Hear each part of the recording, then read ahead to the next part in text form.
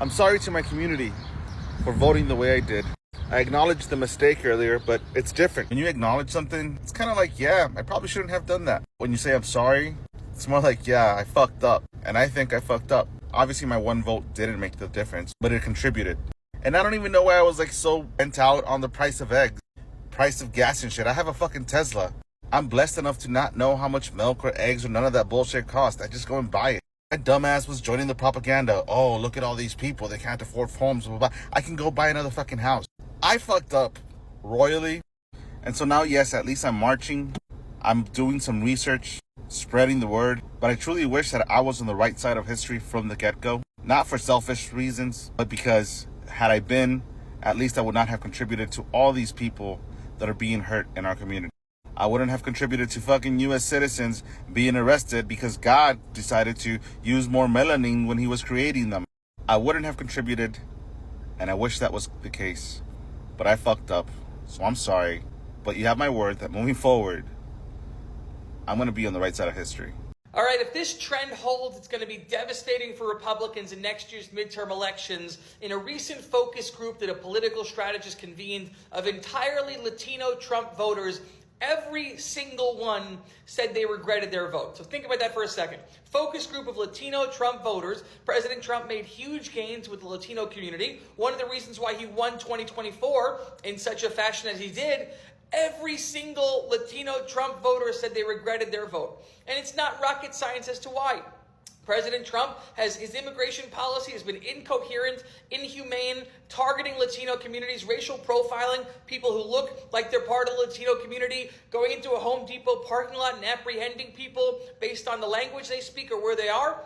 And then in terms of other issues, right? President Trump has not delivered on his economic promises. We know that 99% of people's incomes are decreasing under the big, beautiful budget bill. The Latino communities are not receiving benefits. Many of them are receiving cuts like other groups in the big, beautiful budget bill. Trump's tariffs are wreaking havoc on the economy. So if every single one of these Latino Trump voters regrets their vote, and a significant portion of the Latino Trump voters vote Democrat, not only are Democrats going to win the House, I think we're going to win 40 to 50 seats next year.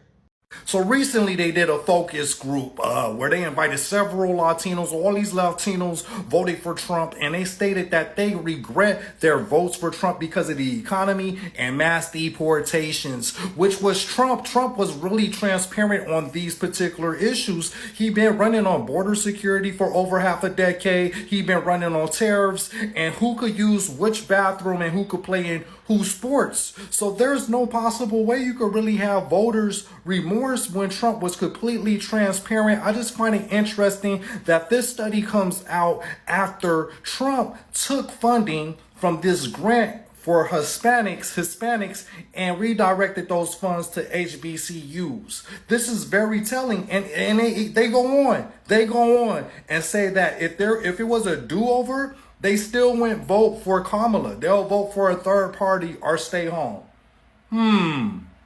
How Mano say it? Hi haters, remember that song? Yeah. So now I'm seeing all these videos of Mexican Americans crying about how they regret voting for Trump. And honestly, I can't feel bad for you. Because when we told you this would happen, you didn't listen. When it was just theoretical, it was easy to ignore. But now that your undocumented family is at risk, now that your kids are being targeted, or the kids in your circles, now that they're coming for you, now it's a problem. Listen, I get it. I have family who voted for him too, and I won't lie, it makes it very hard to process. It sometimes even makes it hard to talk to them, because how am I supposed to be okay with that? I have undocumented family. I have a trans sibling. Trump's policies directly hurt people I love. So when I see our own people supporting him, it feels like a slap in the face. And I keep asking myself, why? How did this happen? This man called Mexicans rapists. He bragged about deporting families. He made racial profiling and hate cool again. And still, some of you voted for him. And now, reality is hitting. Oklahoma just passed a law requiring parents to prove citizenship to enroll their kids in school. Texas is next. Who do you think they're coming for? Not white, undocumented Europeans. Latinos. And now some of you are shocked? What did you think was going to happen? That they'd make an exception for you? That you're somehow a good immigrant? that Trump actually cared about Latinos? Be serious. I know some of you are going to defend your stance with like, well, my family voted for him because they don't like socialism. They care about small businesses. They're conservative. They're religious. Okay. But at what cost? At the cost of our people being deported? At the cost of our kids being denied education? At the cost of our community being unsafe? And so now you're feeling the consequences and you want us to feel sorry for you. No. I'm saving my sympathy for the people who didn't vote against their own families. It's exhausting. We tried to tell you, but if you voted for Trump and regret it, sit with that, reflect on it, because the rest of us, we saw this coming. Please don't share any hate, not even towards Latinos who voted for Trump. This is just my personal view and my frustration about this entire situation. Hey everyone, it's Lick here. Today we are diving into something really crazy. Latino for Trump finally admitting regret their vote because they didn't listen to black community. Now they are regretting their vote. We got more video like this. Don't forget to subscribe. Remember that credit goes to the owner of the video. Let's get into it. 54% of you were Latino men. Let me talk about that for a little bit, because there's a lot to talk about within this conversation. But as someone who grew up in a Dominican family, someone who understands the dynamics of how men and women tend to deal with each other in Latino families, someone who understands the huge role that machismo and misogyny play in Latino families, let's talk about that for a minute, because it's important. Because you have this cultural legacy of Latino men, and I'm not going to say every single Latino man, absolutely not, right? I'm not going to say that because we all know that's not true. But given the high percentage, we can't ignore this percentage, okay? We can't ignore that. Given such a high percentage of you that voted the way that you did, and understanding the dynamic of men and women in Latino families, this is important and necessary to say. There is a cultural legacy of men in Latino community who look down on women, who are traditionally misogynistic, and it is normalized and it is accepted by a lot of people. You're used to women being in a subservient position. You don't like to see women in power, and especially not black women, because of the anti-blackness that you refuse to deal with within your own community and even within your own families, within your own households. So there's quite a bit there to unpack that people don't like to talk about.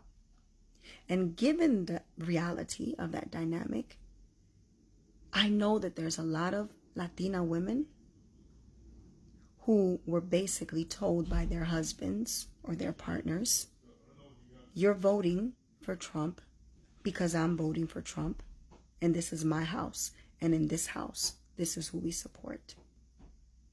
And I can only imagine the couples that are still beefing now because of the women that chose not to vote the way that their husbands did. That's just a fact.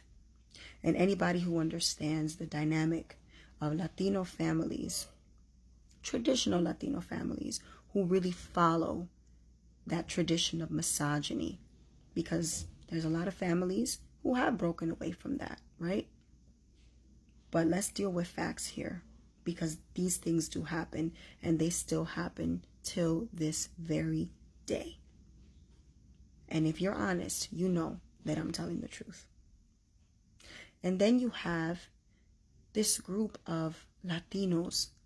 You're sedity, you're uppity. You get to this country, and a lot of you, okay, you got to this country by certain means. You married the right person. They had money. You saw an opportunity, you took it. You got here. You found yourself in a world where white is right. And that in order for you to be respected and accepted and succeed in certain spaces, you need to assimilate. You need to assimilate.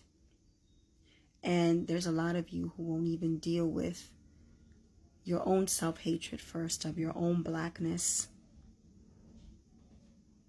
which caused you to even move the way that you did in the first place. So everything you do is about proximity to whiteness, being accepted in white spaces, because you still don't accept your own self and your own blackness. And you forget our immigrant stories.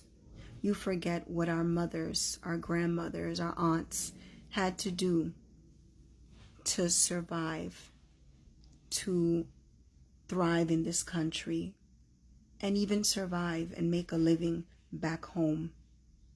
You get here, you get uppity, and you do everything that you can to distance yourself from those other people that Trump is talking about. So you turned a blind eye. You convince yourself that he's not talking about you because you're not those kind of people.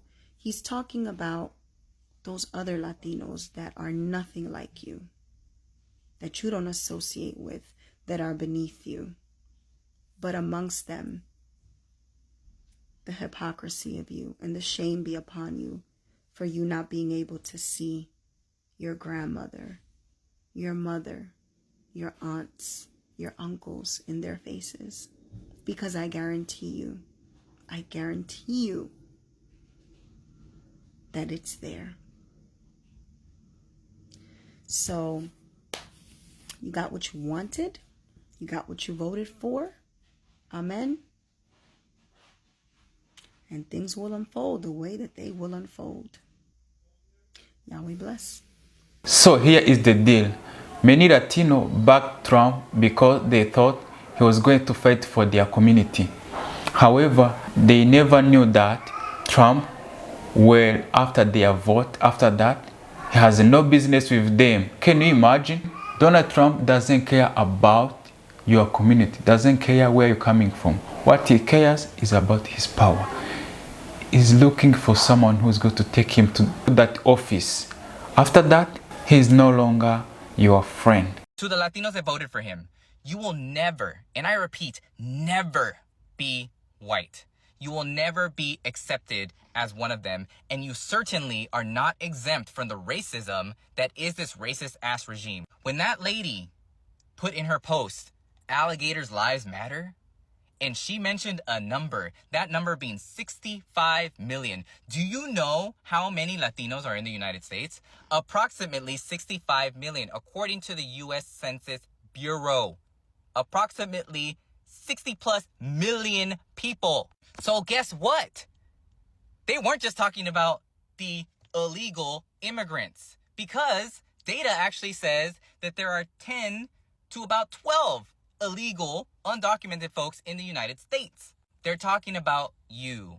They're talking about people like us, because we are not exempt from the racism that is rooted in what these people believe in, and frankly, the foundation of this country that was built on the stealing of land from indigenous people by immigrants that came here from Europe. So when you think that you are better than an immigrant because your family came here the right way, remember that this land was actually stolen from day one. So when you think that you are better because you're second generation or third generation because you've been an American for a longer amount of time, I hope that you never have to experience a time where you have to flee a country for your own safety or that of your family. So when you think that you are somehow not going to be affected by any of this, when you think that you don't have to care, what happens if you are next? What happens if it's someone that you personally know?